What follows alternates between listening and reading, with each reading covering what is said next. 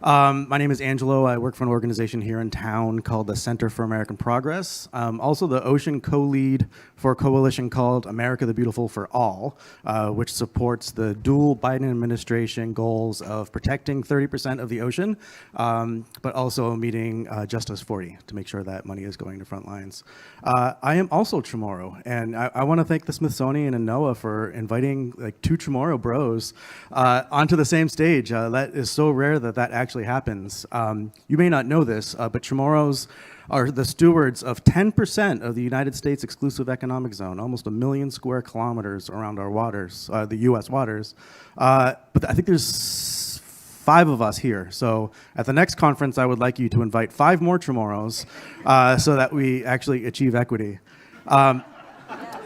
Now, my thesis is that we need innovation of the who and how of conservation, and I'm eventually going to get there, but I'm going to start with some audience participation.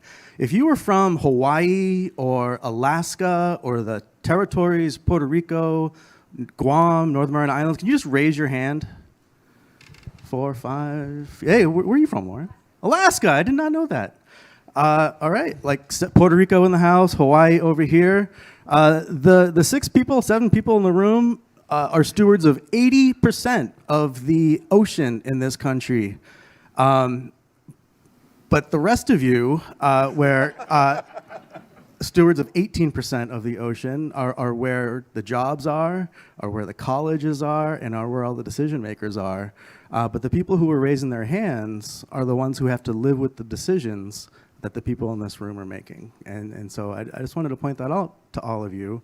And that this is the right, I heard someone say earlier that you are all the right people, and I want to repeat that. You are all the right people, but we need a bigger room.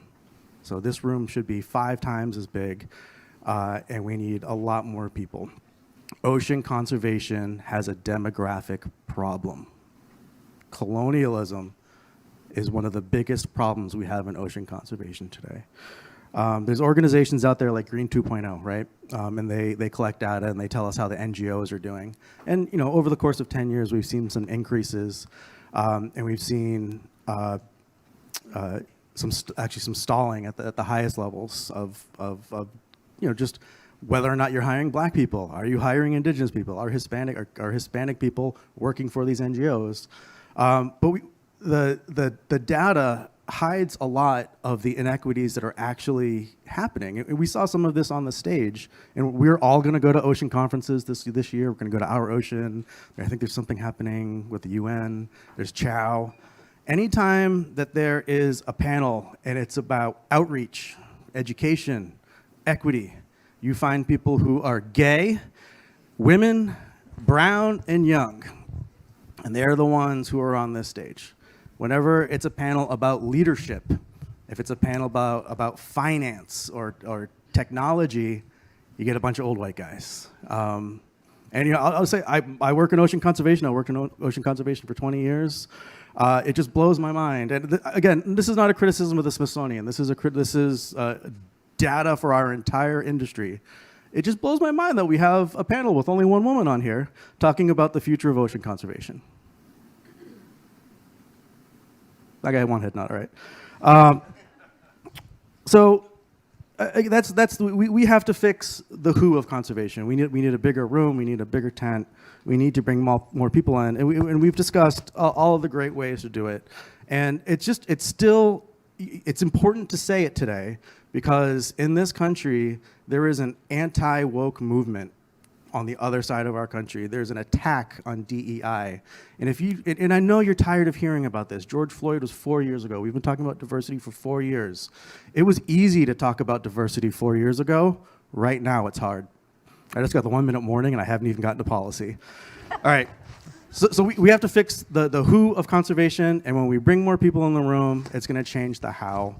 We've heard a lot about Indigenous people, and if you've ever seen a movie, like a period piece with Indigenous people, there's always like the white guy is the hero, and he has like an Indigenous friend. There's almost always like the bad guy is always like the other Indigenous guy, right?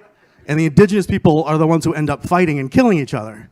And the same thing happens in conservation. You know, we're seeing a little bit of this in Chumash, and I'm not going to speak to that. I've seen it on my islands. NOAA Fisheries gives money to the council. Interior and Pew gives money to people like me. And the indigenous people just yell and scream at each other.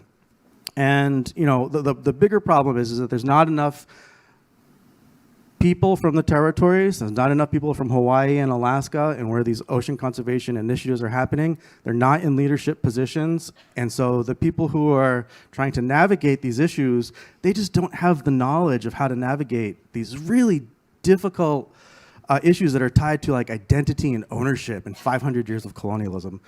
Now in 30 seconds, I'm going to discuss policy. I've worked on 30 by 30 for almost 30 years, going back to 2006 when Guam and Northern Mariana Islands committed to 30% nearshore protections. I was on a lot of the working groups.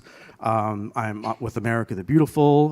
When I worked for Pew, I actually wrote the resolution at the IUCN. So I am committed to 30 by 30, but I'm also very critical of 30 by 30.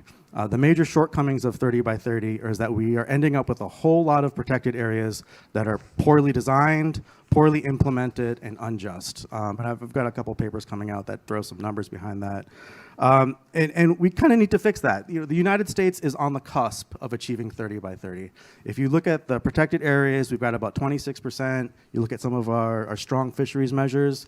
At the end of the day, 30 by 30 is a political commitment, and if I was a betting man, the Biden administration is going to come out this year, probably at Our Ocean, probably at Capitol Hill Ocean Week, and they're going to announce that the United States has achieved 30 by 30. But if you look under the surface, 99% of our MPAs are out in the Western Pacific. I did a paper last week. 50% of those don't even have management plans. Mariana Trench and PRI were designated 15 years ago. Why don't we have management plans? Why aren't there more staff in the territories? And I don't think we shouldn't throw those out. We actually need to make sure that those big protected areas work, but we've completely ignored the rest of the country. Less than 1% of the lower 48 is protected. And so I think we need to go beyond 30 by 30. And we need to not focus so much, let's not get so caught up in what counts. We need to focus on what we do next. And I've got a few more notes, but we're about an hour away from happy hour. So I'm going to hold back to that. I'll go back to that.